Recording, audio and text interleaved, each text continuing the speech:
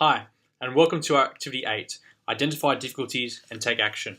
Our performance criteria for this one is identify difficulties and take action to rectify the situation within own level of responsibility according to organisational and legal requirements.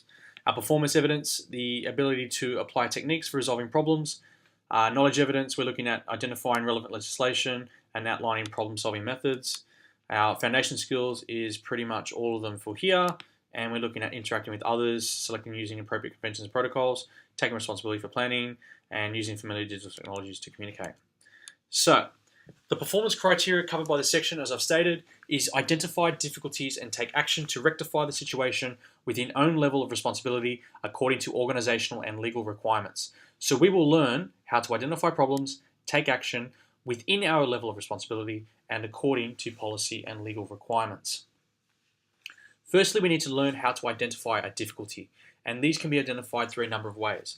Analysing data and reports, could be conversations with people, could be feedback from customers, and it could be your own feelings or well-being. So if you're feeling not so crash-hot, that could be a symbol of you experiencing some sort of difficulty. Taking action is obviously an important step when you're solving a problem. What action to take will obviously depend on the problem specified. The important thing to note is that any action taken is within your own area of responsibility and according to organisational and legal requirements. So when you look at your own area of responsibility, it is the power that you have in your job. You might have people that report to you, so it might be appropriate to set them tasks to solve your problem. You might need the assistance of someone who's higher up the food chain, someone with greater responsibility or more power. A problem might not actually be your responsibility at all. So a complaint about something not related to your work area. In this case, passing it on is all that you need to do and all that you really are asked to do.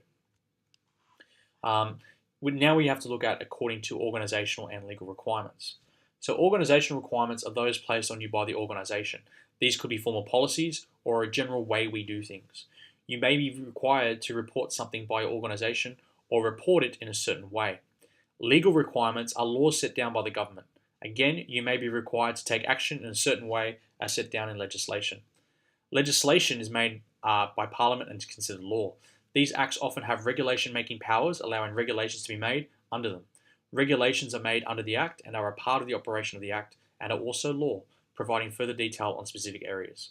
One such area where this applies is the area of WHS, where there is a Workplace Health and Safety Act 2011 and a Work Health and Safety Regulation 2011 made underneath the Act. Following is a brief outline of the two. So the WHS Act of 2011, the main objective of this Act is to provide for a balanced and nationally consistent framework to secure the health and safety of workers and workplaces. The central requirement of this Act is the employer's duty of care, that is the duty to ensure the health, safety and welfare at work of all their employees and other people at the workplace, including clients and visitors. This means that employers, in consultation with workers, have to do everything they reasonably can to identify all the hazards to health and safety that could arise from the work operations. They then have to assess those hazards and decide which ones have the potential to put people's health or safety at risk, and they have to control the risks so that no one is hurt by the work they do. They must exercise due diligence in carrying out this process. Work Health and Safety Act 2011. Regulations made under the Workplace Health and Safety Act 2011 Act. Being a regulation, they set out the general principles and practical steps to follow. They should be followed to prevent injuries and illness at work. The WHS regulations are requirements for management to set minimum standards in controlling risks. Examples of categories include best practice, responsibilities, i.e. identifying hazards, general workplace, such as controlling known potential hazards, hazardous substances, such as rules on the use, storage, and presence of hazardous substances, and the procedures or the duties of WHS representatives. Other legislation that impact on responsibilities according to organisational and legal requirements includes the Equal Employment Opportunity Commonwealth Authorities Act of 1987, and this aims to redress past disadvantage by improving employment outcomes for women, Aboriginal people, people from non-English speaking backgrounds, and people with a physical disability.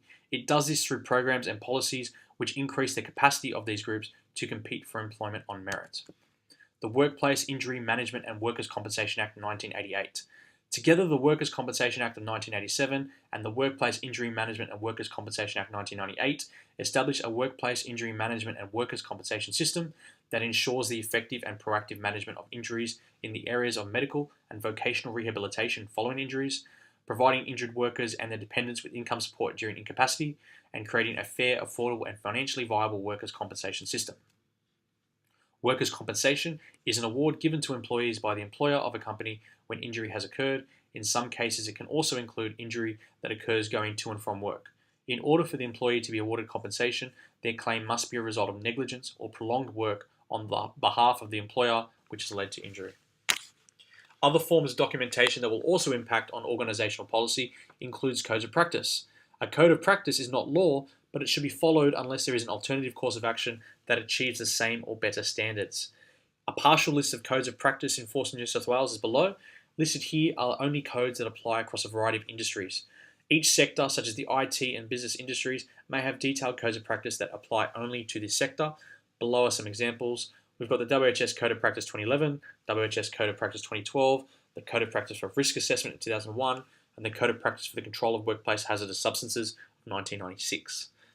Industry standards. A definition or format that has been approved by a recognised standards organisation. Standards exist for programming languages, operating systems, data formats, communications protocols, and electrical interfaces.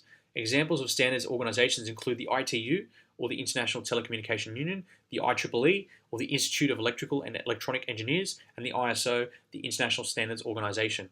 Such standard procedures may be classified into three groups: operating procedures, maintenance procedure management, and supervisory procedures. Policies and procedures.